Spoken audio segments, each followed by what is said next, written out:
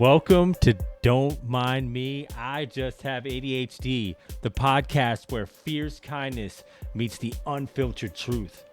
A one-stop shop about all things ADHD, where we smash the stigma and mystery around ADHD, depression, and the masks we wear at work and in life.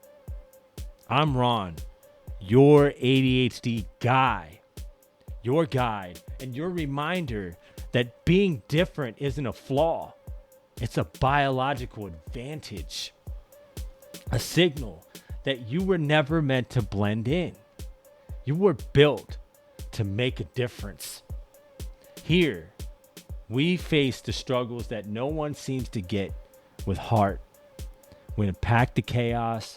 We build strength through our sensitivity. We turn pain into power. Because kindness isn't weak. It's a revolution. And every time you show up for yourself, that's you taking your life back.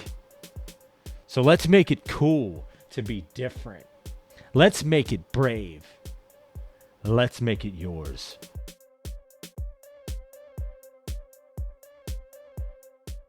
Hey there. And welcome back to Don't Mind Me, I Just Have ADHD. I'm your host, Ron Souers, your ADHD guy. Today, I want to talk to you about something that isn't just important. It's critical. We're diving into workplace well-being. Not the corporate jargon kind. Not the yoga at your desk. I'm talking about real, science-backed well-being and how ignoring it is costing lives, productivity, and entire futures. So sit back and get ready to be empowered.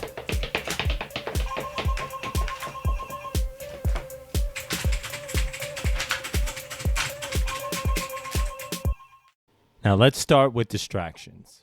If you've got ADHD like me, you already know how slippery focus can be. But even for neurotypicals, workplace distractions have serious consequences. According to research published by the National Safety Council, distraction is one of the top causes of workplace injury, especially in warehouses, manufacturing, and even healthcare. Distraction isn't just inconvenient, it's dangerous, costly, and predictable. In fact, a study from the Healthy Minds Innovation Program showed that people who trained in well-being practices like mindfulness had significantly higher attention control, resulting in fewer errors and faster recovery from stress. So why are we still treating paying attention like it's just a personal problem instead of a real workplace issue?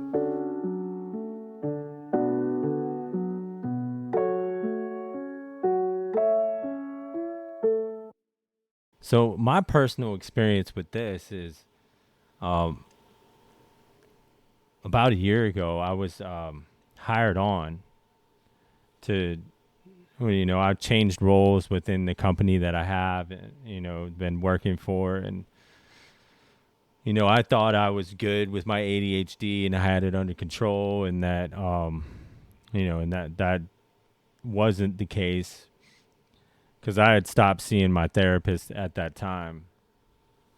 And one of the functions of that role or requirements was to operate a fork truck. And I really had inadequate training on that. And, it became a real issue where I was like running into all types of stuff, smashing pallets. Like I even ran into a reinforcement concrete pole and, just bent that up. I was lucky it didn't do further damage because it was protecting an energy conduit that if I had, I probably wouldn't be here or be severely handicapped. I punctured drums, like got chemical everywhere. Like it was yeah, and the final straw that broke the camel's back was like I was getting a tote down and I went the wrong way and ended up lowering the forks and taking out a guard for these pipes, and luckily no chemical had ruptured or I broke one of those pipes, but it was close, and it had this hanging piece of metal, and it was dangerous. And what happened was, like, I was distracted and I was seeing my therapist. I returned to seeing my therapist because it became overwhelming, all the things that were going on, and I was practicing slowing down. But in that moment I got distracted, and they really didn't ask me what was going on. I didn't feel like I was in a position to I thought using my ADHD was an excuse. I didn't know how to speak up for myself in that situation. So it had created, like, I thought I was going to get fired.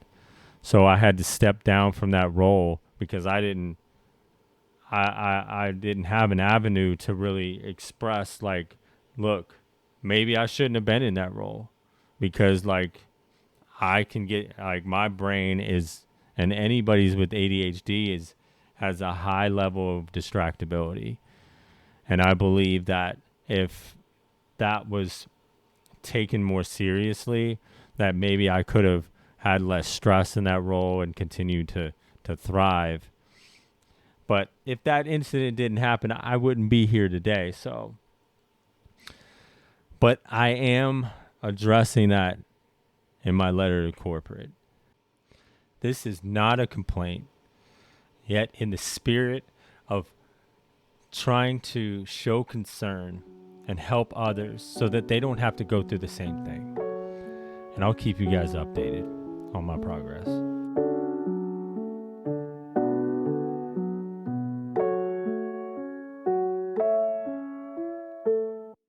Now, here's a fact that'll punch you in the gut. Stress is the number one cause of mental health decline, according to American Psychological Association. And it's directly tied to both presenteeism, when people show up to work but can't function, and absenteeism, when they don't show up at all. The cost? Over $300 billion annually in the U.S. alone, based on estimates from WHO and Gallup. But what if I told you there's a fix? Healthy Minds Innovation developed a workspace training program backed by the Center of Healthy Minds at the University of Wisconsin-Madison. And guess what? The results were jaw-dropping.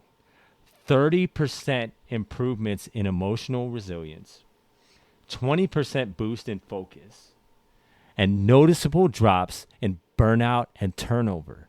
That's amazing. Just let that sink in for a minute. Most companies are desperately trying to get 1 or 2% increase in sales and production each year just to stay competitive. Those numbers are literally 15 to 30 times that. And a happy employee is a productive employee. So if you are a manager or a CEO listening right now, and don't buy into the whole woo-woo, I got to talk to them about their feelings now. The numbers speak for themselves. And when every dollar that you invest into well-being, you get back 3. That doesn't even begin to talk about the savings on the back end with healthcare costs and turnover. So to me, it just seems like a no-brainer. So do you feel like at where you work that it's okay to talk about mental health? No. Well, So why not? it should be. But particularly at government jobs, it's not something that too many people talk about or care to talk about. I think that, especially with the demographics in certain government agencies, once you start to talk about what your weakness is, if you want to see it as that instead of a superpower, people definitely are like, they use it to validate them not liking you. Like, oh, okay, that's the reason why I never liked her to begin with, because XYZ. Yeah, so it's just more of like they'll use it against you type thing. And especially in reviews, it shouldn't happen, but I find that it is used against people during their monthly and yearly reviews. Even if they start to get help with it, it's always brought up like, oh, well, remember how so-and-so used to be? They're better now, but that's how they used to be. And it always has that negative stigma.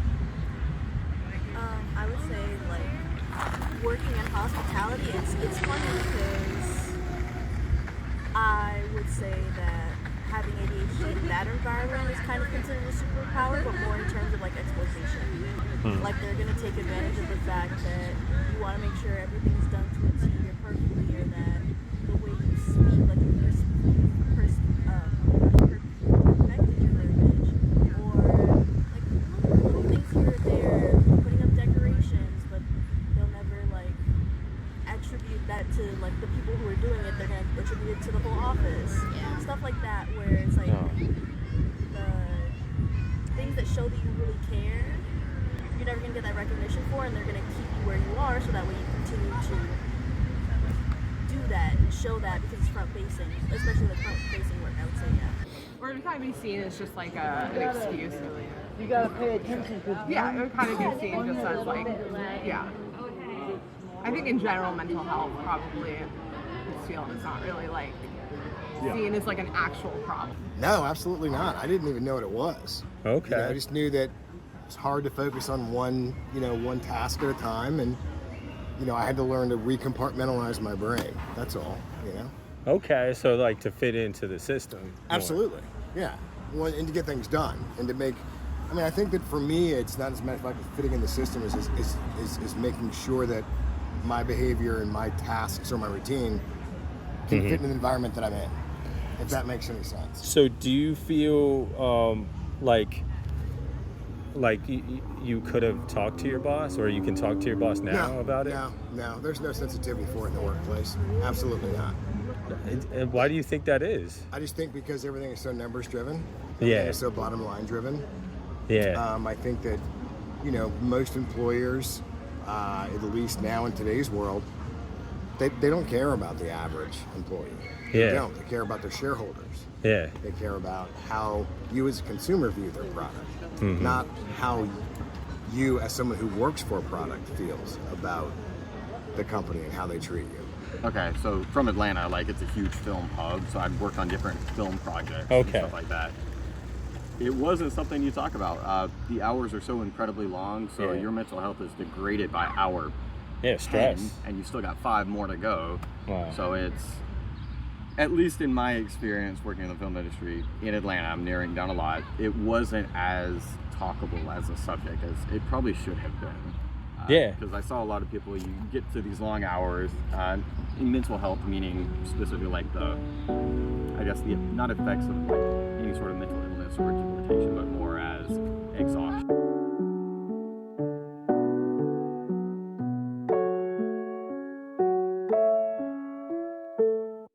Now here's where I'm about to get fired up.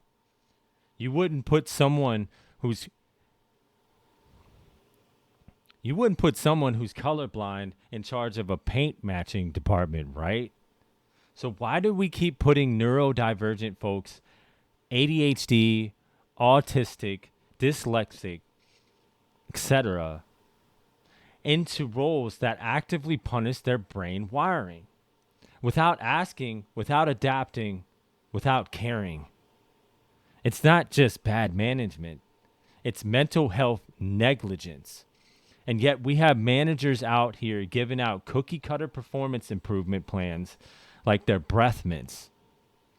The number of Americans seeking therapy is skyrocketing, and most of us are paying out of pocket, not because we're broken, but because our system is. If companies invested half of what they spend on turnover into supervisor mental health training, they'd see transformation. They'd see real change. So here's the action plan. 1, train your supervisors in mental health awareness and trauma-informed practices. This goes such a long way. I'm sure that you've had experiences that no one knew how to deal with, that had to deal with severe mental health issues. This is golden. 2, include a discussion about neurodivergent inclusion in every onboarding and evaluation discussion. 3, use programs like Healthy Minds at Work, evidence-based, tested, and scalable. 4, stop confusing resilience with grind until you collapse and burnout. And that tired old adage of, well, this is what it was like for me, just suck it up and leave your feelings at the door. That doesn't actually work because we're not robots. And just think about it. Did you think that that was right for you? This is your chance to be the manager that you always wanted. And 5, normalize checking in with your team like they are humans, not numbers. Are you guys familiar with the ADA, American Disability Association? Yes. And that, you have the right to ask for accommodations. So even with that, like in the government, they still frown upon it. It's incredibly. Yeah. Full disclosure, I actually quit not too long ago because it was pretty toxic, and I started off there entry level, worked my way up through management, and seeing it from both ends, it sucks. And there are a lot of people who I would say deserve more out of it, and we could do more for our communities if we just appreciated it as opposed to adding that negative stigma onto it or trying to like box people in. It sucks, but it truly can be a superpower. I think that there should definitely be free resources for it. Yeah. People should be made aware of it. And I think that we should just be more accepting of the fact that some people are out here with ADHD, whether they're regulating everything well, they're doing a good job at it, or whether they're struggling with it. Just be empathetic, whether you're in the workplace or not. Full application process. There might even be a question about that if they ask about medications we're on and whatnot. Yeah. So that might be something they screen for in general.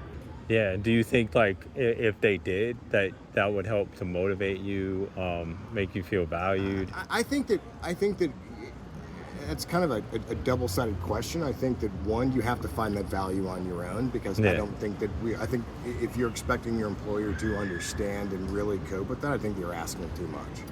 Yeah. Not the way that and that's not the way that it should be. It's the way that it is. Yeah. Do you know what I mean? I think that there are certain tasks and there are certain, exceptions that should be granted to people with ADHD or neurodivergent. I think that you have to understand, but I think a lot of that boils down to not enough people are diagnosed with it. Yeah.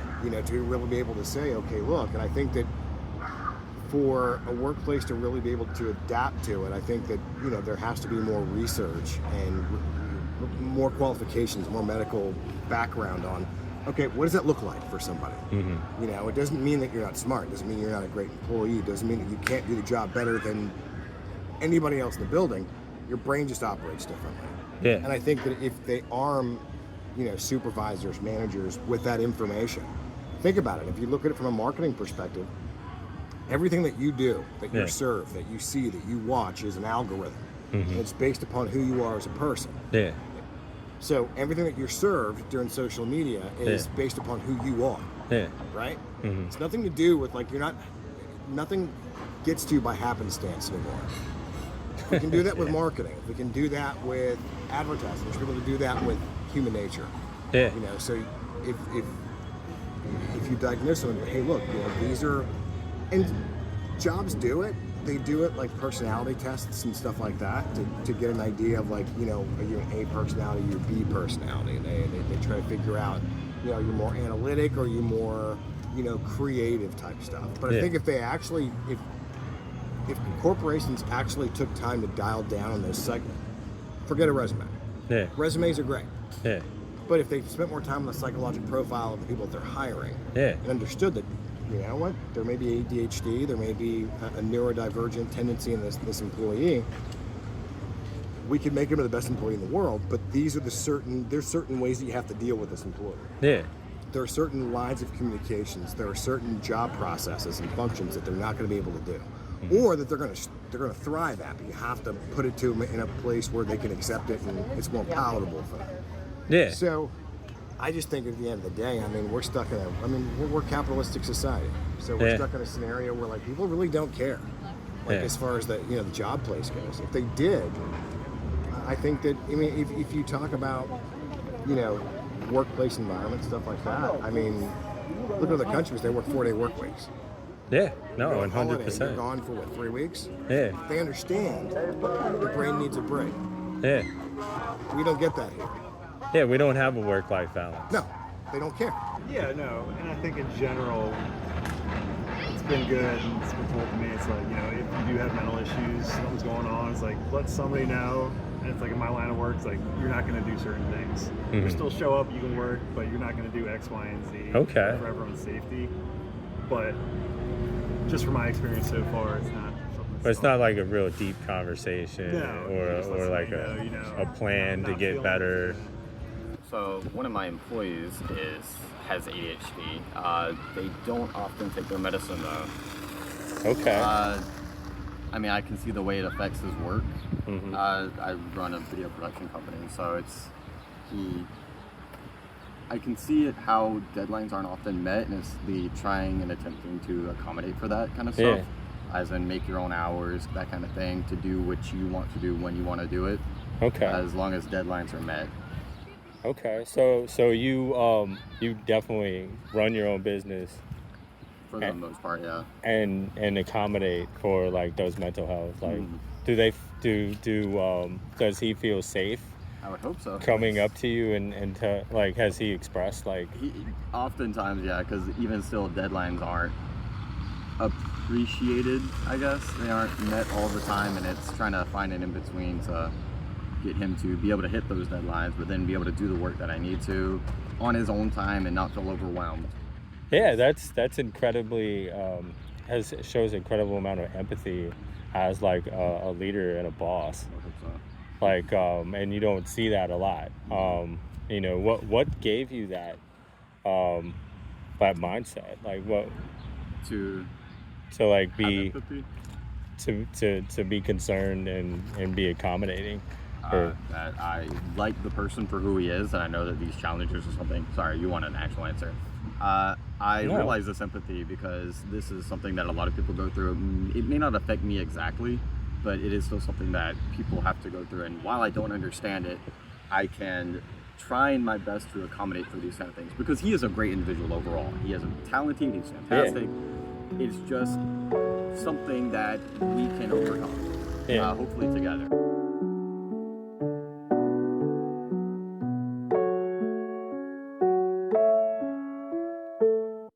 So yeah, today's episode isn't just another rant.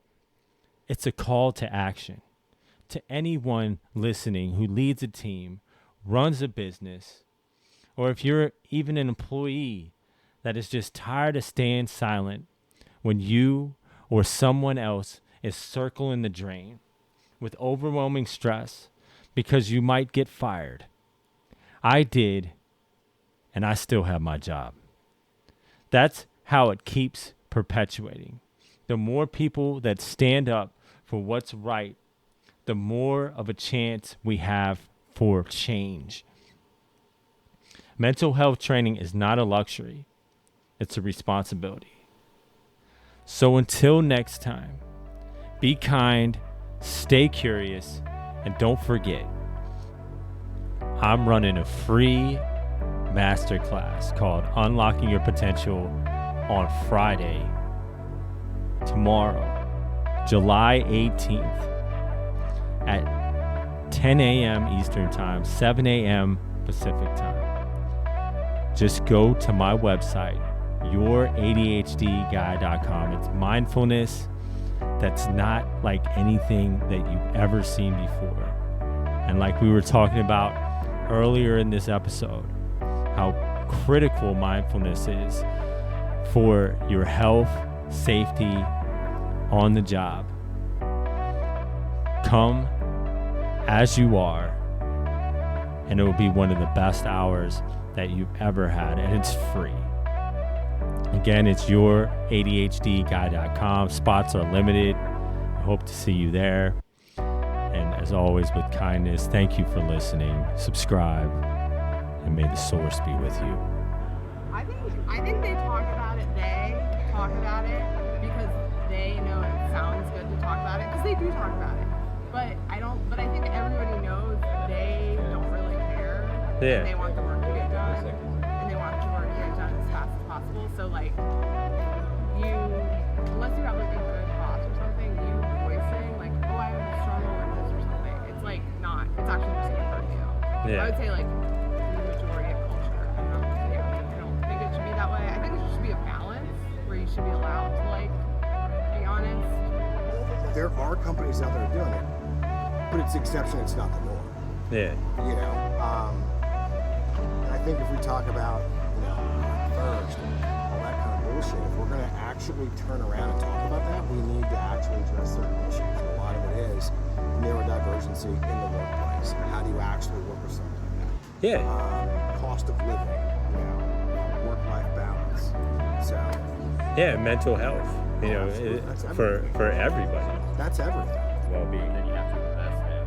That's a huge kicker why a lot of people are going to do it or want to do it, because they're not going to see immediate return. You're going to have to wait for something to trickle down to finally start impacting